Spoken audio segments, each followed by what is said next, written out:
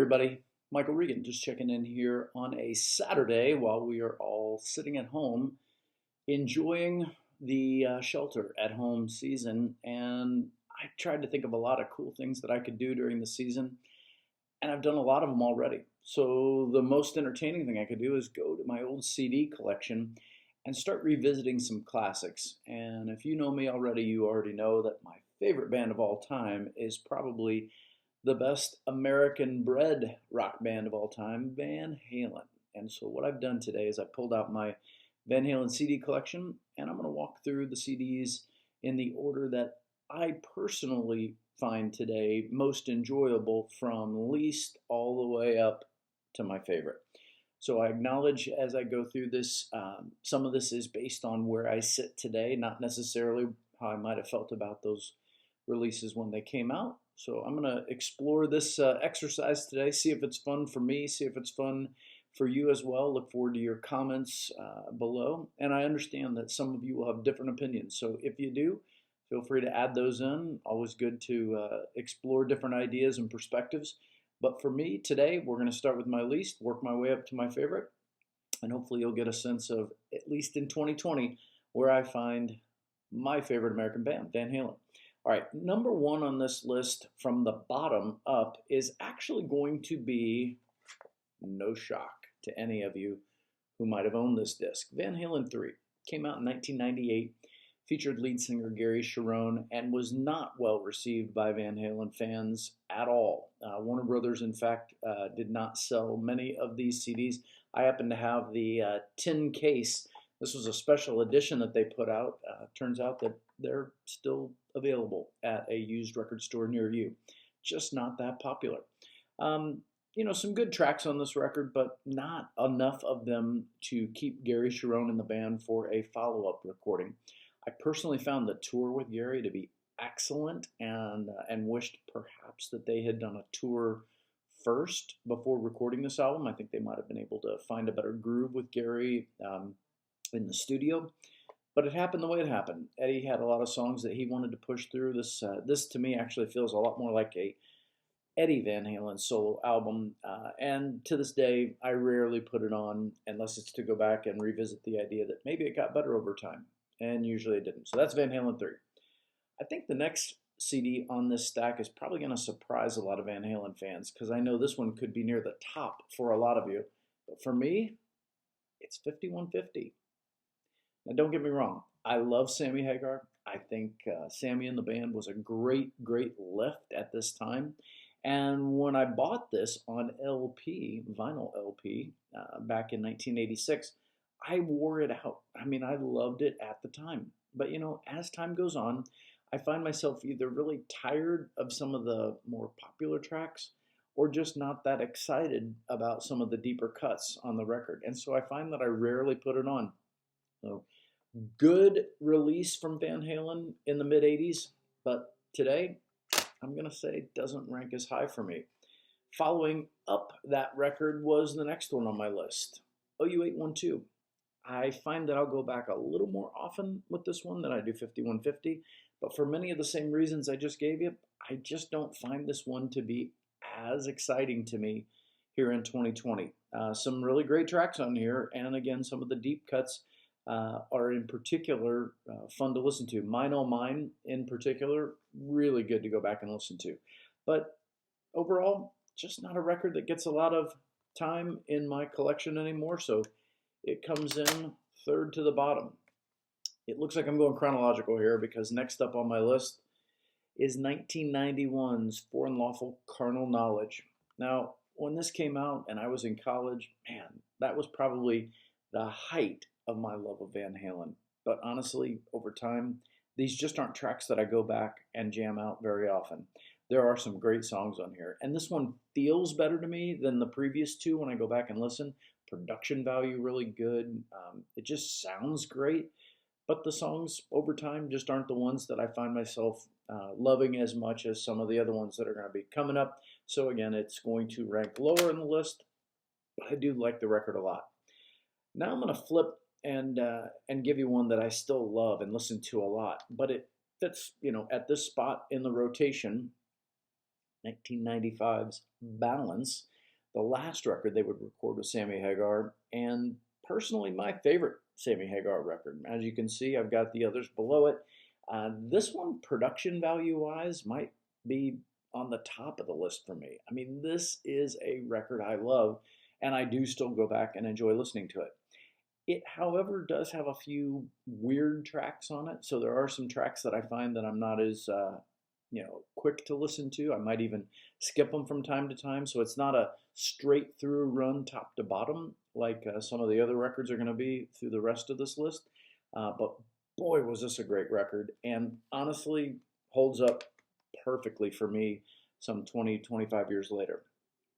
All right, now we're getting into some of the classics. And the first classic on this list, again, moving from least to favorite, is the 1980 classic, Women and Children First. Gosh, this is a great record. I remember in high school just wearing this cassette tape out. Over time, not as enjoyable to me as some of the others that are coming up, but this is an easy one for me to put on straight through. I mean, And the Cradle Will Rock, all the way to A Simple Rhyme. This one's a ton of fun for me, brings back a lot of great memories. I love Women and Children First.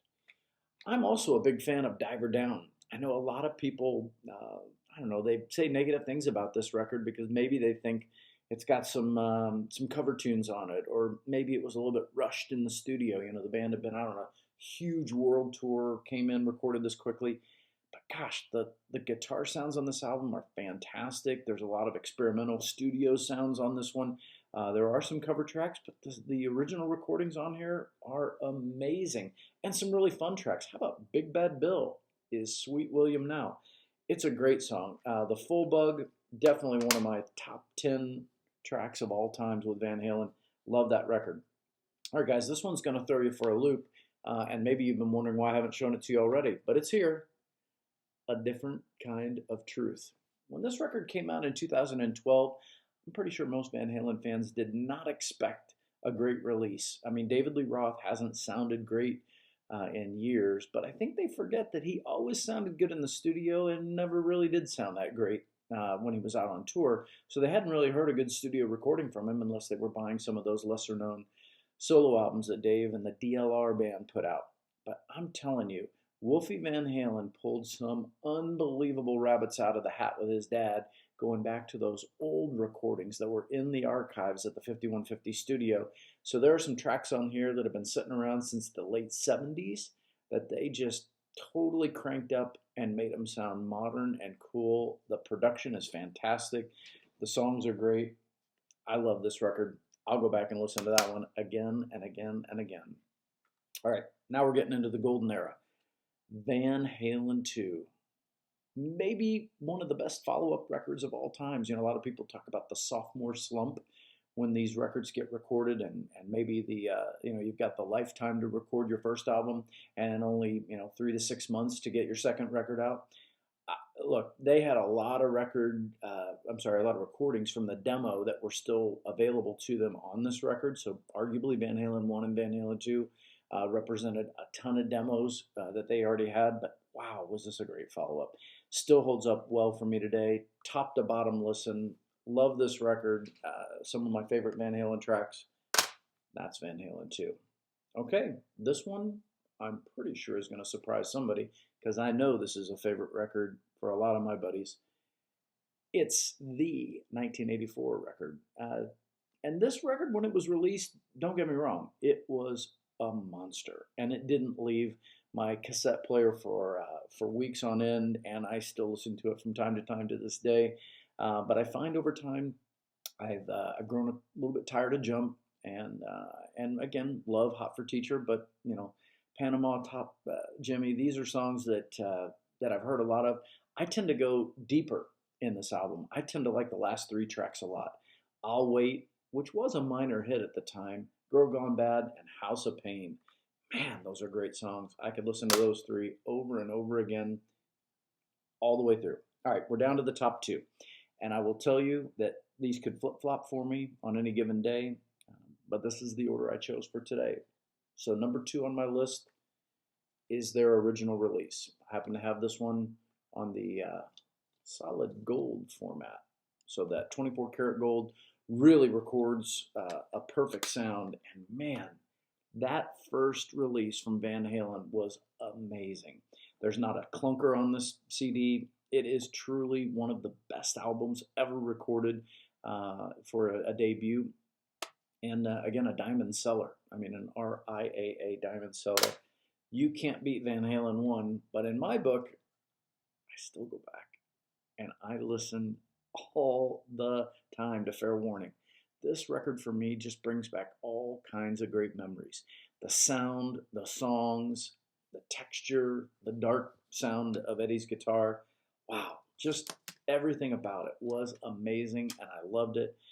Fair Warning for me will always be a favorite record all the way through, even though some of my favorite songs are mixed throughout all the records. This one, I tune my stereo to it every time I plug it in because it is the record I want my stereo to sound like. So, Fair Warning, that is my top record. An honorable mention I'm going to throw in because it wasn't a studio record, but it is one I love going back and listening to quite a bit, is the Best of Volume 1. And here's why. It's not the 12 or 14 tracks on there that were on all of these records. It's the 3 tracks that they recorded specifically and released for this record. Listening to Humans Being reminds me that that might be my favorite of the Sammy Hagar era songs.